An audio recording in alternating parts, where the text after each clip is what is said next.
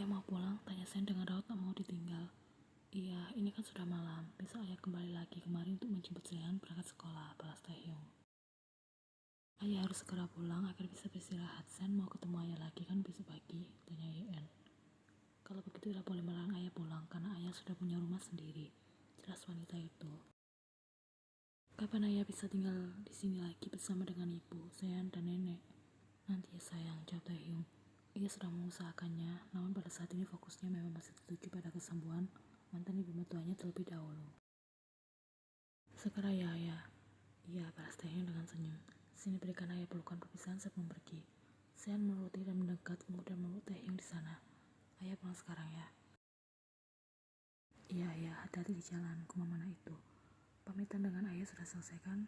Apa sekarang Sean bisa pergi menemani nenek di ruang tengah? Kasihan nenek sendirian di sana, ucap Yen. Iya Bu, Sean akan menemani nenek, balasnya yang kemudian pergi berjalan menuju ruang tengah. Tumben kamu sini secara harus, ucap Taehyung sudah tersenyum geli melihat kelakuan sang mantan istri. Jika sudah begini pasti ada hal serius yang ingin Yen bicarakan. Aku hanya ingin berterima kasih padamu. Jika tak ada kau, ibu pasti tak akan mau menerima pengobatan. Meskipun belum bisa menerimamu hingga sampai saat ini, namun ibu merasa keadaan ekonomimu jauh lebih baik daripada aku. Itu sebabnya ibu tak mau jika aku yang menawarkan biaya pengobatan itu, sementara denganmu beliau mau menerimanya. Meskipun merasa tak enak hati, akan aku ganti seluruh biayanya Taehyung. Tidak perlu Yena, kau ini bicara apa? Tentu saja perlu.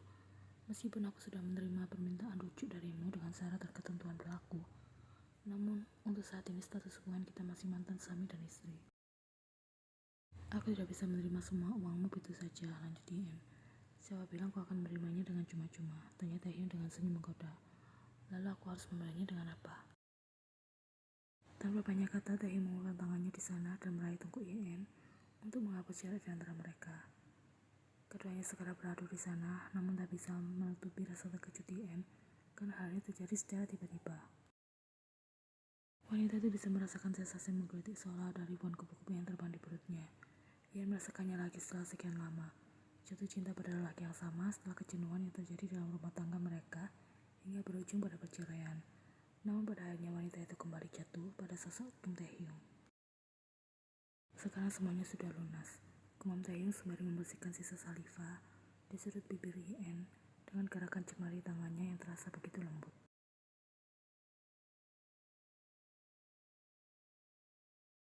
Setelah hari Naon menabrak Yen malam itu, terhitung sudah 3 hari ini, ia dan Yeri tak pernah keluar dari apartemen. Hal tersebut membuat Yen merasa khawatir, namun saat ia datang berkunjung, Naon tak pernah membukakan pintu, melainkan hanya melakukan komunikasi lewat layar intercom.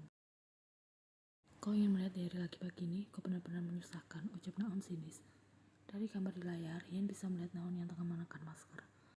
Gadis itu mengatakan sudah 3 hari ini ia dan Yeri terserang flu hingga tak bisa pergi ke sekolah maupun bekerja. Setidaknya pergilah ke dokter, pinta Yen. Memangnya aku harus laporan padamu saat melakukannya. Aku sudah pergi kemarin pagi, balas Naon. Baiklah kalau begitu Naona, semoga kalian cepat sembuh. Jika Yeri sembuh lebih dulu, aku bisa membantumu untuk merawatnya agar kau bisa berfokus pada pemulihanmu. Lalu kau akan mengirimnya pada Jung Dong Hye. Jangan membohongi Kuni, aku sudah bisa menebak rencana busukmu. Aku tidak akan melakukannya jika aku melarang, ucap Yen. Diamlah, aku tidak percaya padamu, pergi dari sana. Kau selalu mengganggu bagiku yang damai. Apa kau mengkhawatirkan Yeri? Kau pikir aku akan di dalam sini? Uni, berhentilah berimajinasi terlalu tinggi. Aku ini seorang ibu. Aku tidak mungkin tega anakku sendiri. Kenapa Uni selalu menaruh rasa curiga padaku? Tidakkah Uni pernah berpikir hal itu sudah membuatku merasa tak nyaman? Tanya Naon sudah tampak kesal di sana. Baiklah Naona, aku minta maaf. Aku tidak memiliki pikiran seperti itu. Aku hanya sekedar merasa khawatir, jawab Yen. Jangan merasa bosan karena setiap pagi aku akan selalu mempertanyakan keadaanmu dan Yeri. Jika perlu apa-apa, jangan segan-segan untuk minta tolong. Aku bisa membantumu kapan saja, lanjutnya. Tidak perlu, sok berarti malaikat dan pergilah. Sentak Naon sudah menghilang dari sana. Gadis tidak lagi ingin melanjutkan komunikasinya dengan Yen. Meskipun hampir setiap hari Naon bereaksi seperti itu, tapi Yen tetap nekat untuk melihat keadaan keduanya, terlebih Yeri. Sangat minim sekali informasi yang bisa ia dapatkan karena Naon bahkan tak mau membuka pintu serta memperlihatkan Heri di layar. Heri belum masuk sekolah, Bu, tanya Sean. Iya, belum. Ibunya bilang Heri masih sakit. Jawab Ian lesu. Meskipun tak pernah menjelaskan detail sakit yang Heri derita, namun di sekolah beredar kabar jika Heri menderita cacar air. Jadi mereka semua maklum jika gadis kecil itu akan absen lama dari kegiatan sekolah. Tarian tak serta-merta percaya dengan alasan itu sebelum ia melihat keadaan Heri secara langsung. Ayo kita berangkat, nanti Sean akan pulang dijemput oleh ayah. Ibu harus mengantar nenek ke rumah sakit, jelas Yen, karena kemarin malam ia sudah mendapatkan kabar jika hasil jenis penyakit yang diderita sang ibu sudah keluar.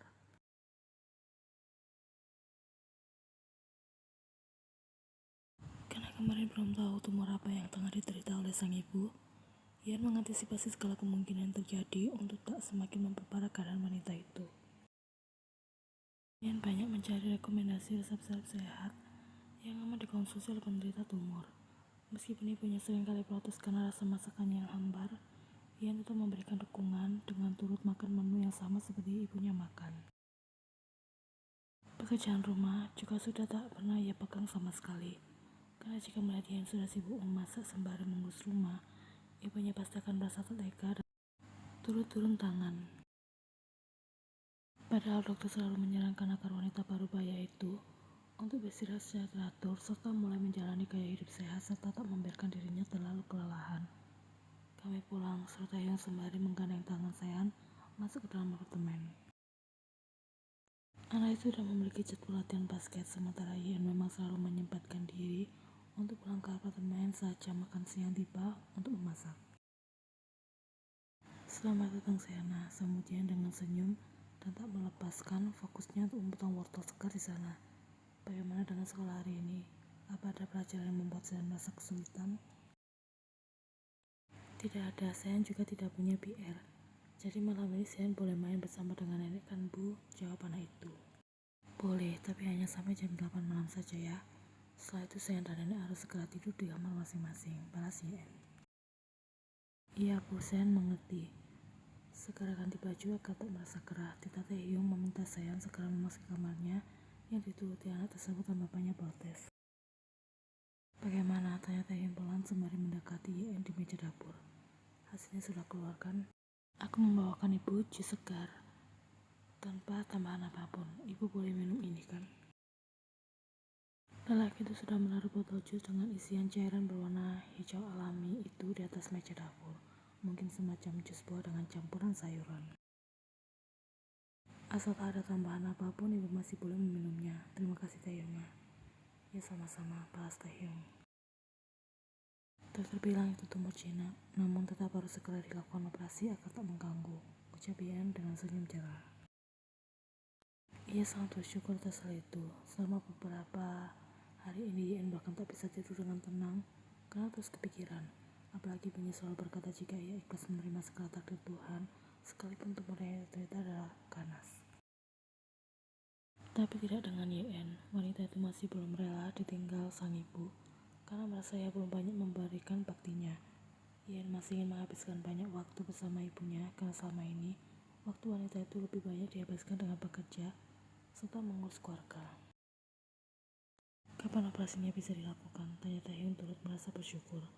Ibu minta 3 hari lagi, tapi aku belum siap dan ingin ibu melakukan minggu depan saja, jawab Yen.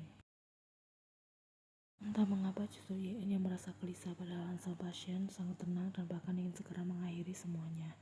Aku ingin bertemu dengan dokternya secara langsung. Kapan kalian akan pergi ke rumah sakit lagi? Tanya Taehyung. Besok ada hal yang harus kami urus di sana. Kalau kau mau, ikut sekalian saja. Taehyung sudah mengangguk. Aku ikut.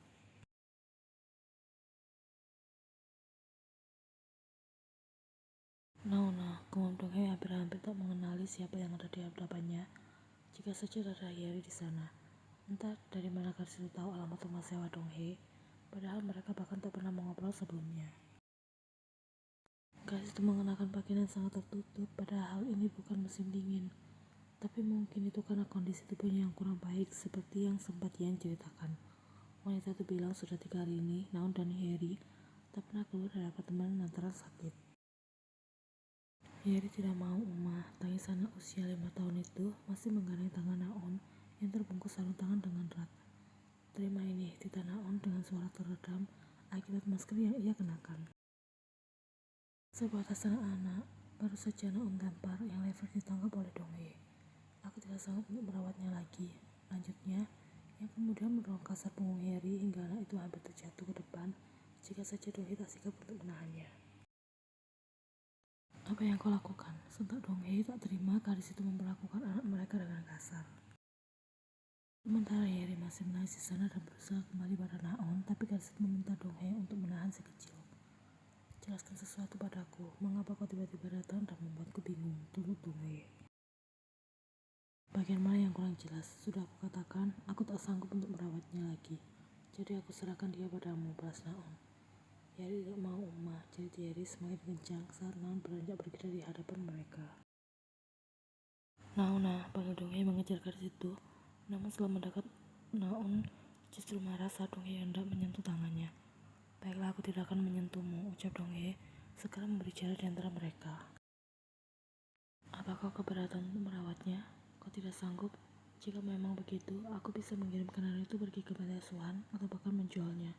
Balas Naon sembari menunjuk Yeri yang masih menangis di gendongan Donghae.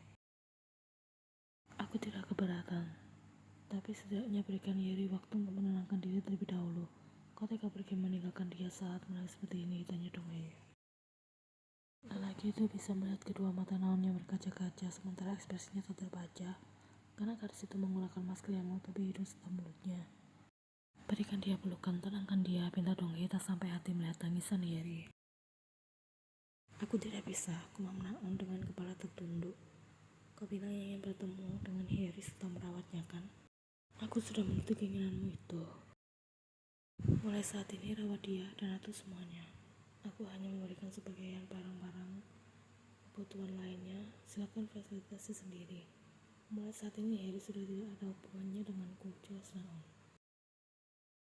Kenapa kau tiba-tiba jadi begini? Tanya Donghae tak mengerti dengan situasi mendadak yang ia alami. Tidak semua hal harus kau tahu alasannya. Sudah kukatakan kan, jika tak sanggup kirimkan saja dia ke panti asuhan, jawab Naon. Aku pergi, jangan mencoba untuk mencariku setelah ini. Lanjutnya yang kemudian benar-benar pergi dari hadapan Donghae dan Yeri meskipun tangis gadis kecil itu terdengar semakin pilu.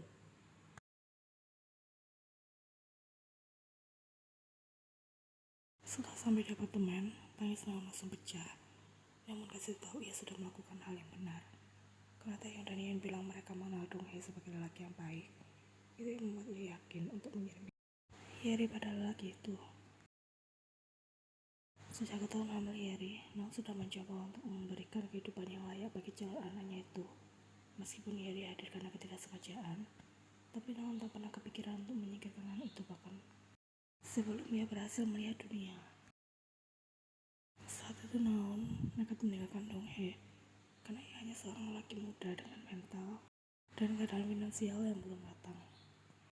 Ia takut calon anaknya kelak akan berada seperti dirinya jika saja Naon nekat membiarkannya tumbuh di tengah keluarga yang berantakan. Karena trauma masa lalu melihat puluhan calon adiknya gugur akibat perbuatan sang ibu yang akan memiliki anak lagi setelah kelahiran Naon yang dianggap sebagai sebuah kesialan. Setelah sosok ayah yang bagaikan seorang binatang tega mendorai dirinya bahkan ketika dirinya baru menduduki bangku sekolah menengah pertama. Meskipun begitu ibunya tak mau berbuat banyak dan malah mendiamkan kenyataan pahit penuh dengan trauma tersebut. Awalnya Naon ragu untuk mencari Donghae karena tak ingin Yeri bernasib sama seperti dirinya di masa lalu. Meskipun begitu Naon hanya menyayangi Yeri setengah hati. Ada kalanya ia ingin anak itu menyingkir dari hidupnya karena dianggap terlalu merepotkan. Namun mempertimbangkan usia Yeri yang masih kecil, Naon memilih untuk menahannya. Ia hanya menunggu sampai saat Yeri bisa bertahan hidup sendiri.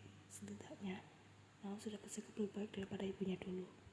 Namun ibu lagi berupaya kaya raya demi bisa hidup dengan damai, namun berakhir dengan diusir karena ketahuan jika Yeri bukan anak biologis lelaki itu.